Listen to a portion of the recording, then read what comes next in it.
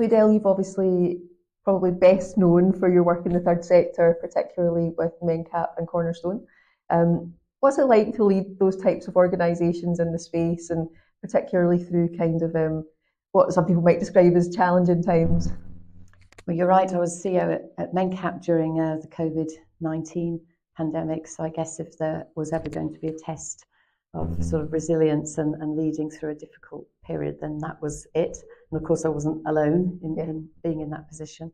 But all the time that I've worked in the third sector, which must be 20 plus years now, mostly in Scotland, but also in England, as you've referred to, I'm not sure there's ever been a time when things were steady and there wasn't some challenge facing the sector.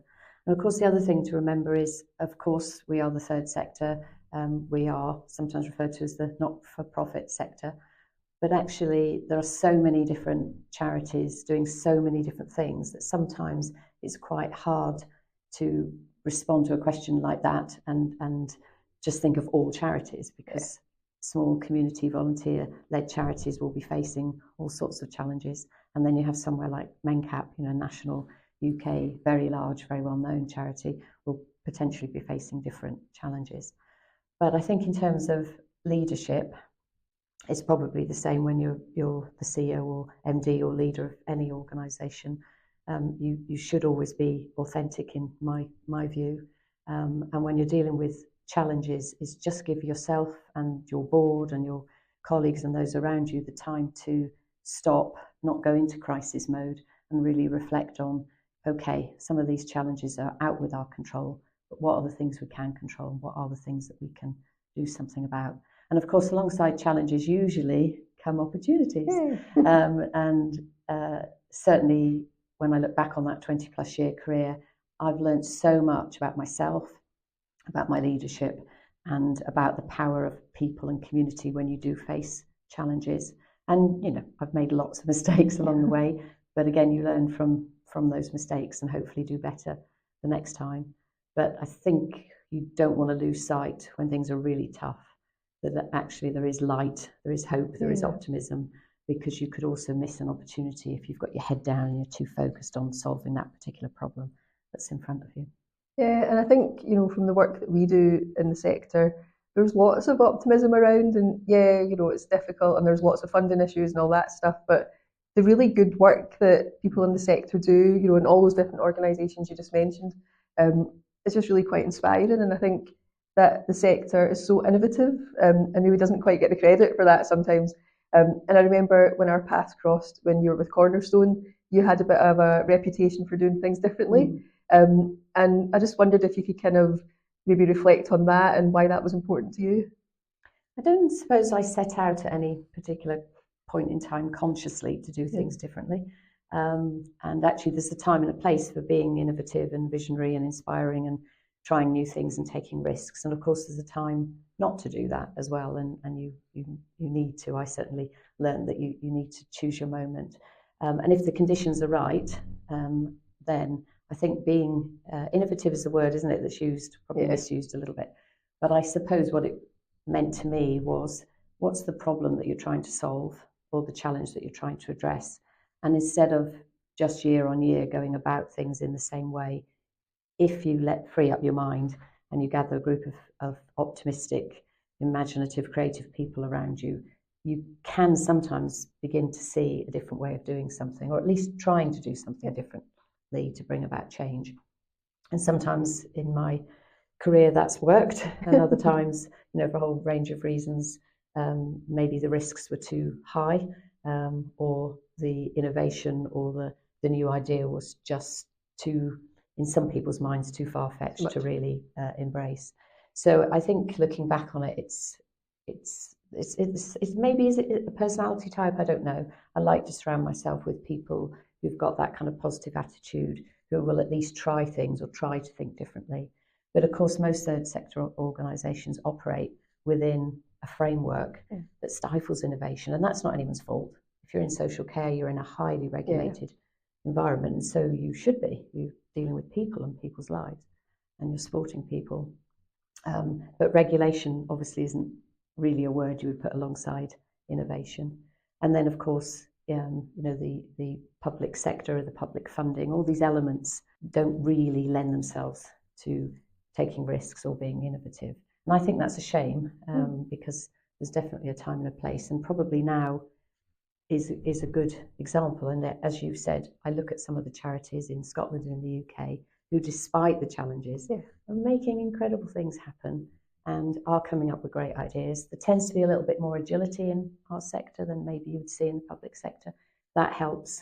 And if you've got a good board of trustees who are aligned on kind of strategy and intent, then charities can do really amazing things, and they do. We see it every day. Yeah, I mean, I was at the Young Scot Awards last night. It was just awesome, and there was one little boy who I think was 9 or 10, and he won an award, and he's doing lots of work with bees, and he'd started doing all this really cool stuff. And we kind of left the awards thinking, well, Scotland's in good hands, isn't it? Because these people are in primary school and they're making all these amazing changes. And if they go into this sector or another sector, you just know there's some great stuff coming, which was just awesome to see. So I guess looking to the future a bit, which is massively difficult, obviously, to predict. What are your kind of hopes or thoughts on the future around the space? And is it an optimistic time? Are you more optimistic than pessimistic? I tend to try anyway, certainly, and naturally I think I'm a positive, more optimistic than pessimistic person. But also some of that's born out of experience, because, as I say, lots of organisations, charities in particular, have gone through a really tough spell over the last 10, 15, 20 years. As I say, the pandemic is such a good example. But even though there was a lot of talk at that time that charities wouldn't survive, and I know some didn't, but the majority of third sector organisations knuckled down, did what they needed to do for the communities that they serve, and then have literally kind of risen from the ashes and continued to do great positive work. But the future, gosh, wouldn't it be great to have a crystal ball? I think if we're talking about Scotland as opposed to the whole of the UK, then it's important that when we have the elections next year, that whatever government we have continues to see the importance of the third sector and pays more than lip service to having a vibrant third sector. That's critically important. I think charities themselves need to think about their purpose, their values all the time, just to make sure that in times of challenge or crisis, particularly around funding, that they don't get themselves into work or projects in order to follow the money, which we do see happens sometimes, and then almost dilute the reason that they were set up in the first place. But I think overall, gosh, charities have been around for hundreds and hundreds of years. There's definitely a role for the third sector in Scotland and in the UK. And I think with really strong leadership, with good, strong boards of trustees, sadly, there's a need for what charities do, a growing need. Yeah.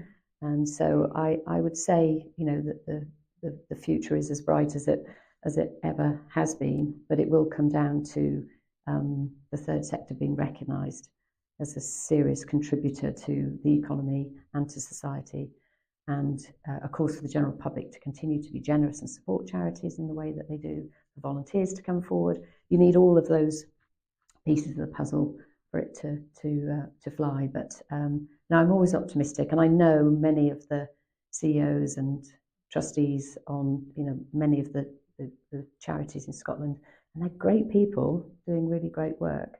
So if you've got that, then the future is bright. Yeah, and you've obviously been on many boards in your time, and you're the chair at the EY Foundation at the moment as well.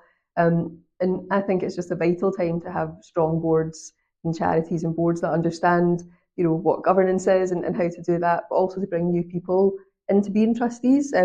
To not even just for future proofing that we've got other trustees that can do it, but also making sure that kind of diversity of thoughts on every board, and there's different people from different backgrounds on there, and just how important do you think kind of that is to a board and to a charity to help it run?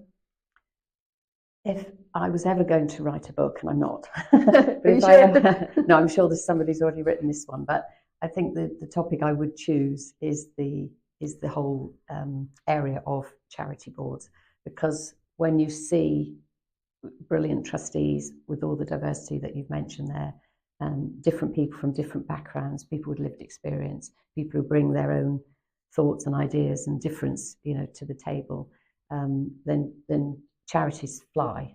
And of course, we all know and have experience of the opposite, where the board, for whatever reason, is maybe less strong than it should be. And I think there's a bit of a mystery around governance sometimes, and around, the type of person who becomes a charity trustee. And that's something probably for charities themselves to address. But I think the importance of a strong board, and a board that supports, obviously, the team to do the work that they're tasked to do, is the difference between a really, successful charity and one maybe that could struggle. But diversity, again, that's a word that's used a lot at the moment. But I understand what it means for me. It means diversity in all its aspects, and young people in particular. The average charity board, in my experience, people of a certain age who are giving something back, and there's nothing wrong with that, who bring their technical experience as well as their lived experience. But wouldn't it be great if we could get a few more younger people interested? There's no reason why you couldn't have great young trustees. The EY Foundation that you've mentioned, of course, is a charity that's all about social mobility, and we have 2 places on our board for young people who've come from the free school meals background. We make sure there's adequate support for them to do their role as trustee, but actually that support's available to everyone, because you shouldn't make the assumption that because you're young, you're going to need more support than maybe someone else.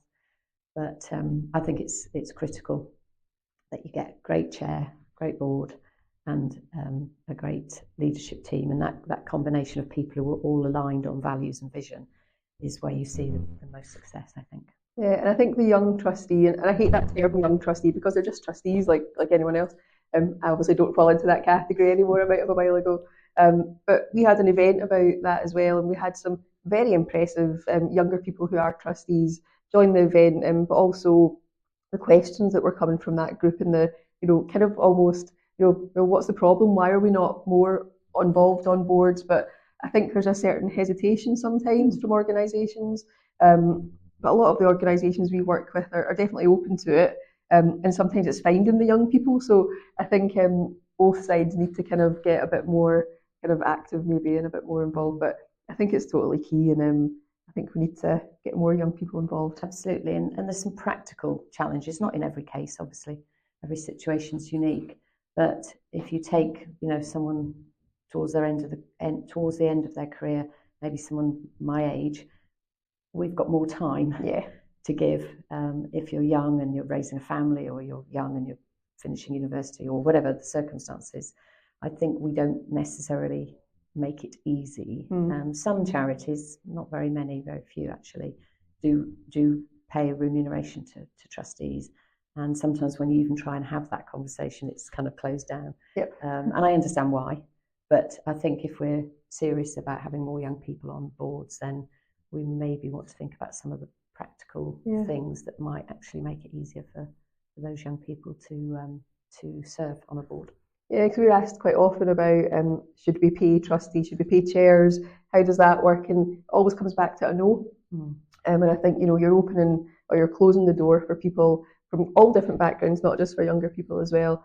It's a debate I think will go on for quite a long time. But yeah, I think it's an important one.